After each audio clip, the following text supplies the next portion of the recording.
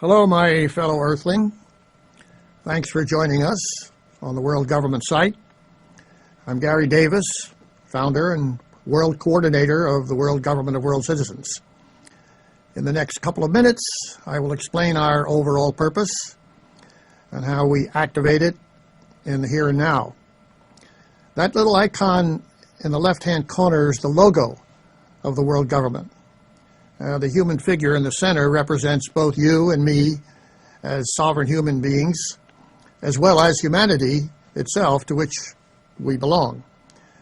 And this is the perennial principle of the geodialectical union of the one and the many.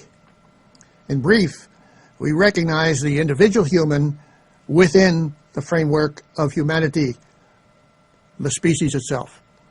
Now, the color yellow traditionally represents light, the sun, or wisdom, the conceptual or value side of humanity. The green represents, of course, the natural world to which we physically belong, as do all other species. And the white represents our clear intelligence, which has no frontiers, from looking at the smallest atom to the furthest stars.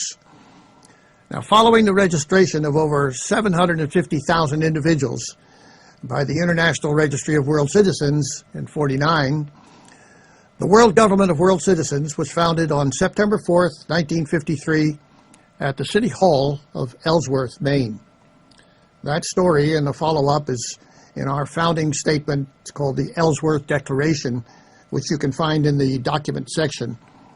And there you can read my reasoning and the government's three basic principles, which I call prime world laws. Though citizenship is an old idea, the modern world citizenship movement was a reaction to the catastrophe of World War II and the nuclear threat.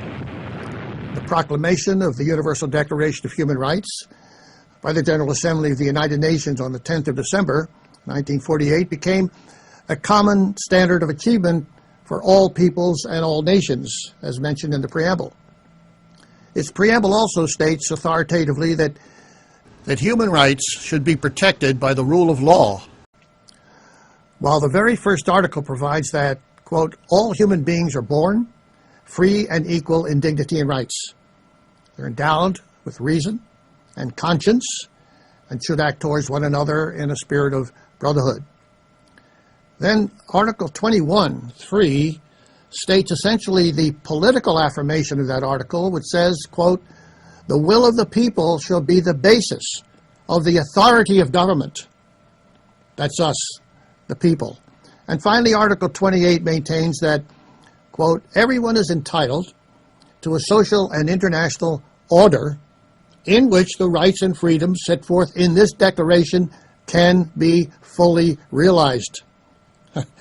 Well, on this website, you can register your own world citizenship, thereby identifying yourself on a global political level. Now, by doing so, you do not relinquish any lower level allegiance, but on the contrary, you reaffirm and protect them just as municipal citizenship is protected by the next higher levels. Now, this global identification, however, confirms that you now belong to the planetary community, a sovereign people, both as a species as well as individually. And in direct confirmation, Article 13, too, provides that everyone has the right to leave any country, note that word, including his own, and to return to his country. Well, since our present century of instant communication and even space travel, the world community itself has become what is known as a global village in which we are all neighbors. Our government issues a world passport in 7 languages based on the right of freedom of travel. And then, as asylum from persecution is also a human right identified by Article 14 of the UDHR, the government issues to its citizens a World Political Asylum Card. You can find that in the applications section in case of need. Then the biographies of the 18 world coordinators or world commissions is in the commissions section. Click the legal department link to find the statute for the World Court of Human Rights humanities court, not yet established, but the final step to follow the International Criminal Court in jurisprudence. You can also read my writ of certiorari and petition for rehearing to the U.S. Supreme Court in that section. In the catalog section is the list of my books on the subject of world citizenship, world government, and world law, as well as videos, and even world currency, the world kilowatt dollar. On the programs page, you can actually vote in the first world referendum on important and vital world citizen issues. You may wonder how we can justify our claim to world government and our right to issue such global documents as the world passport, the world citizen card, and so forth. Well, it's very simple. It's our world, yours and mine. We were born on it, and we obviously have the right to be here, all 6+ billion of us. The main basis which justifies the mandate of authority is Article 21 of the Universal Declaration of Human Rights, which says, "The will of the people shall be the basis of the authority of government." The will of the people, that's us. Check out the national constitutions. Most of them have that very principle in their preambles, that the power derives from the people. Here, we're simply extending that sovereign right of political choice to the actual level where our major problems are, such as world wars and global warming. You know, Tom Paine, the great human rights advocate in the 18th century, wrote that my country is the world. Well, you too can make the same claim, which is supported by Article 15.2, which provides that you have the right to change your nationality. That right is called freedom of choice. The idea of world citizenship and a governed world is ancient. Socrates called himself a world citizen 2,500 years ago, and Diogenes before that. All throughout history, the wisest people claimed to be world citizens, including Thoreau, Victor Hugo, and Einstein. Now, with instantaneous communication shrinking our world, you and I are already living as world citizens.